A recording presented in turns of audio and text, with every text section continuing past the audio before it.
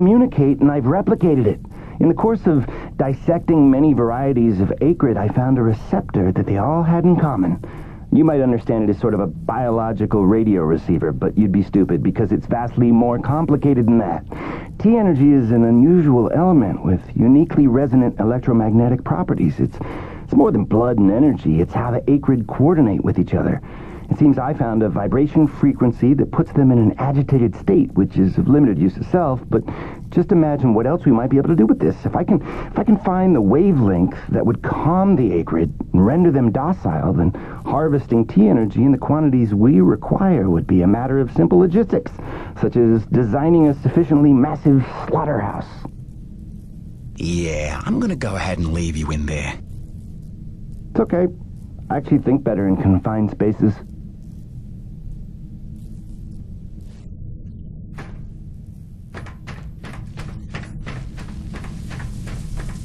Auxiliary power systems at 30%.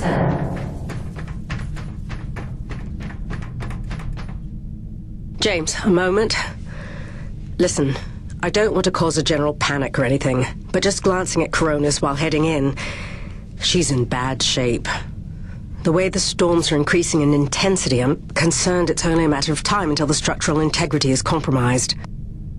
I don't know, Doc. Seems like a pretty good reason to panic. You got any suggestions? I may.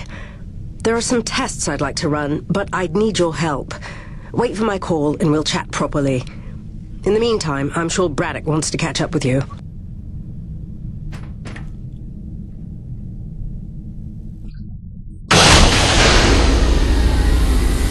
They've stopped. The Acrid are retreating. Looks like Delta Station's in the clear. The swarm is subsiding in the hangar as well. Whatever you did seemed to work, Jim. We're ever thankful. I'm happy to help. Just glad to be back home.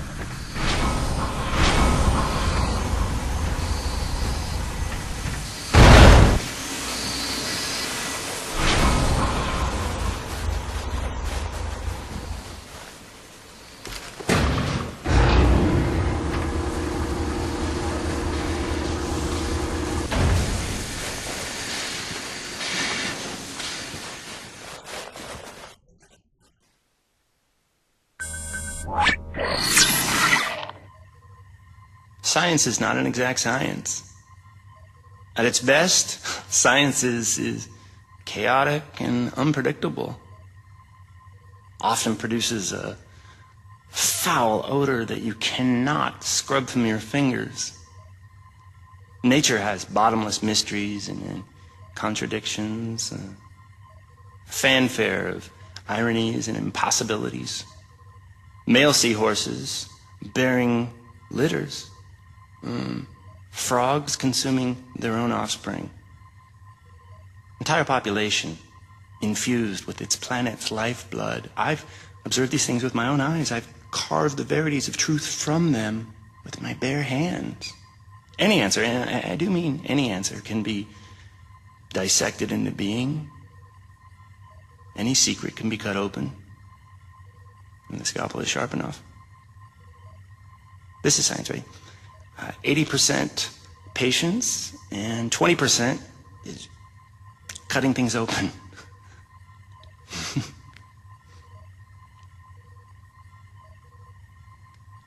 Until next time, Mother.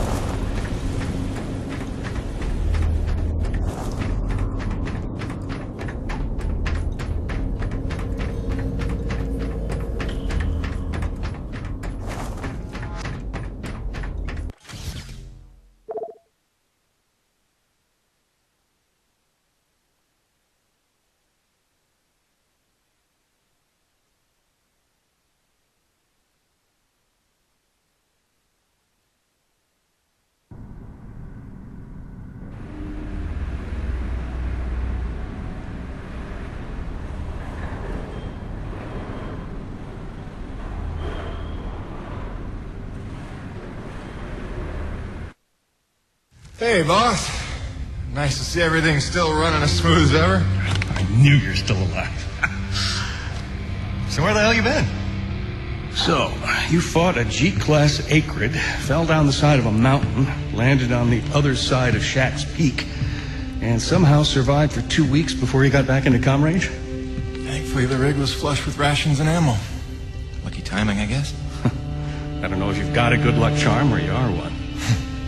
Funny how often luck feels just like getting my ass kicked.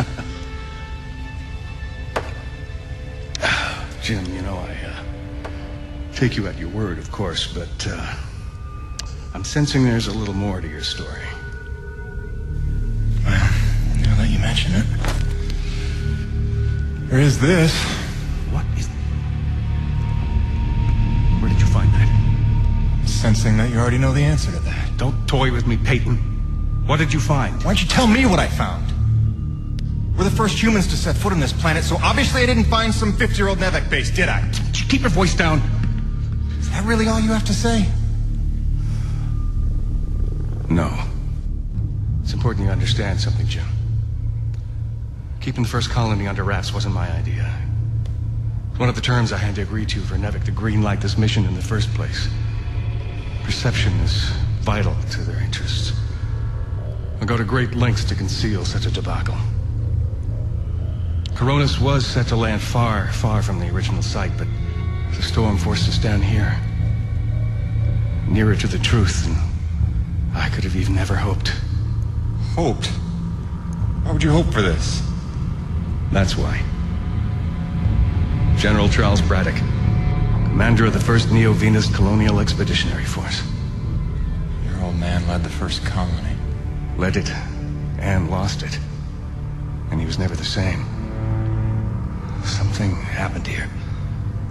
Something you would never talk about. All right, so... you're here to what? Fulfill your father's dreams? Redeem his failures?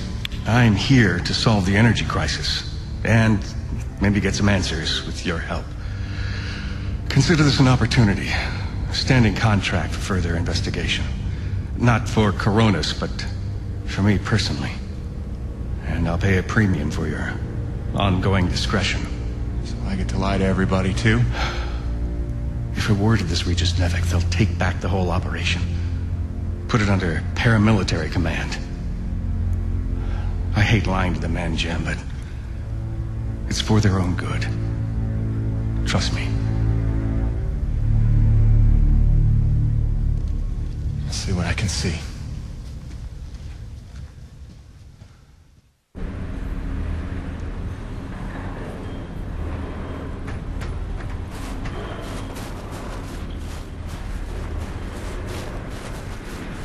By the way, Jim, a supply drop came in while you were away, and if I'm not mistaken, we got all the parts we need for a couple of major upgrades to your rig.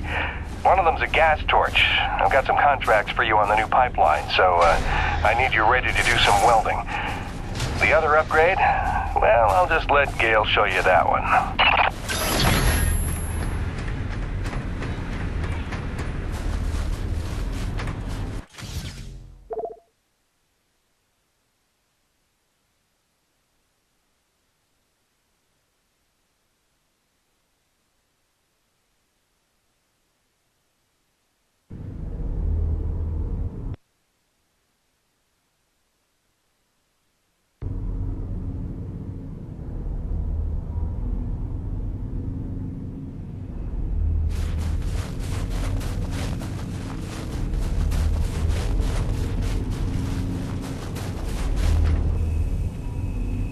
Man alive! Jim, I'm glad you're back. It was a long couple of weeks. Of course I told him you'd make it. Never a doubt in my mind. Oh, won't Braddock be happy? His favorite back from the dead. LaRoche is happy to see you too. Hey, major upgrade time for you. Parts came in for an acetylene torch. Sexy, right? I can slap that together in no time. But the other upgrade, it's gonna take significant surgery, but you're gonna love it. Consider it a little welcome home gift from Braddock and yours